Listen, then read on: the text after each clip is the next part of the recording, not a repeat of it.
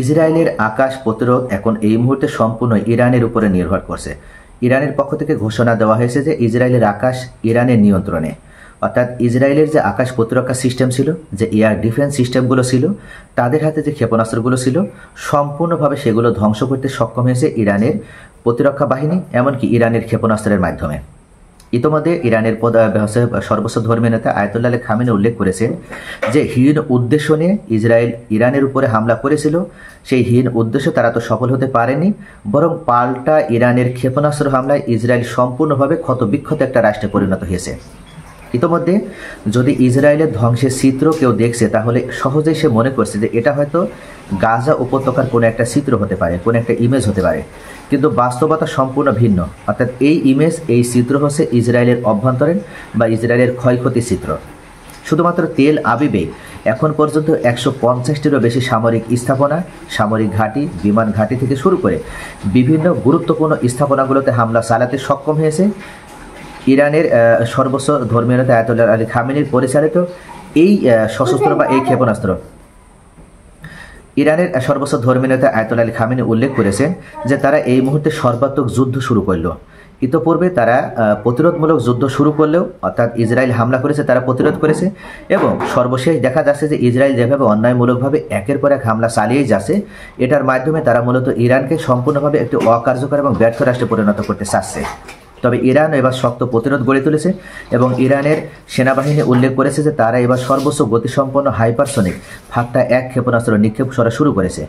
ইতোপূর্বে যে ক্ষেপণাস্ত্র নিক্ষেপ করা হয়েছিল কাসাম, এমনকি বশির, এই ক্ষেপণাস্ত্রের সামনেই ইসরায়েল টিকতে পারেনি, বারবার ইসরায়েল পরাজিত হয়েছে। ইসরায়েলের প্রতিরক্ষা সিস্টেম সম্পূর্ণ ধ্বংস হয়ে গেছে। নতুন করে এই ফাত্তা-1 যে ক্ষেপণাস্ত্র, এটা আরও উচ্চ গতিসম্পন্ন এবং আরও তীব্র আক্রমণাত্মক। এই ক্ষেপণাস্ত্রের সামনে ইসরায়েল টিকতেই পারবে না। এবং ইতোমধ্যে আয়াতুল্লাহ আলী খামেনি উল্লেখ করেছেন যে ইরানের আকাশসীমা সম্পূর্ণভাবে, ইসরায়েলের আকাশসীমা সম্পূর্ণভাবে ইরানের নিয়ন্ত্রণে রয়েছে। এই বিবৃতি যখন উনি প্রদান করেছিলেন, ঠিক তার কিছুক্ষণ পূর্বেই বেনিয়ামিন নেতানিয়াহু উল্লেখ করেছিলেন যে তেহরানের আকাশসীমা, অর্থাৎ ইরানের প্রতিরোধ ব্যবস্থা ভেঙে এই মুহূর্তে ইরানের প্রতিরোধ ব্যবস্থা সম্পূর্ণভাবে ইসরায়েলের নিয়ন্ত্রণে রয়েছে। তাদের এই দাবিকে মিথ্যা বলে উড়িয়ে দেওয়া হয়েছে। ইরানের পক্ষ থেকে বলা হয়েছে যে ইসরায়েলে বারবার মিথ্যা বলায় পটু এবং তারা মিথ্যা বলার মাধ্যমে তাদের জনগণকে বিভ্রান্ত করতে চাচ্ছে, বিশ্ববাসীকে বিভ্রান্ত করতে চাচ্ছে। আসল সত্যি হচ্ছে বরং ইসরায়েলের আকাশসীমা সম্পূর্ণভাবে ইরানের নিয়ন্ত্রণে রয়েছে এবং এই মুহূর্তে ইরান যেখানে ইচ্ছে সেখানে তারা হামলা করার মাধ্যমে ইসরায়েলকে মারাত্মকভাবে শুধু ক্ষয়ক্ষতি করছে না, ইসরায়েল ভিতরে ব্যাপকভাবে তারা আক্রমণ পরিচালনা অব্যাহত রেখেছে। গত রাতের ঘটনা, মাত্র 20 মিনিটের ব্যবধানে 30টি ক্ষেপণাস্ত্র ছুড়েছে সম্প্রতি। ইরানের পক্ষ থেকে বলা হয়েছে যে তারা 20 মিনিটের ভিতরে 30টি ফাত্তা-1 অত্যাধুনিক হাইপারসনিক প্রযুক্তি সম্পন্ন এই ক্ষেপণাস্ত্র নিক্ষেপ করেছে ইসরায়েলের ভূখণ্ডে।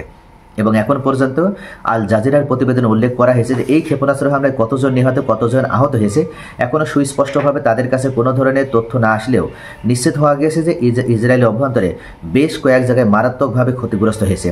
শুধু তাই নয়, ইতোমধ্যে তারা উল্লেখ করেছে যে আমরা দেখেছি যে তেল আবিব, হাইফা সহ অন্যান্য গুরুত্বপূর্ণ শহরগুলোতে বিভিন্ন স্থানে আগুন দাউ দাউ করে জ্বলছে ক্ষেপণাস্ত্রের হামলায়।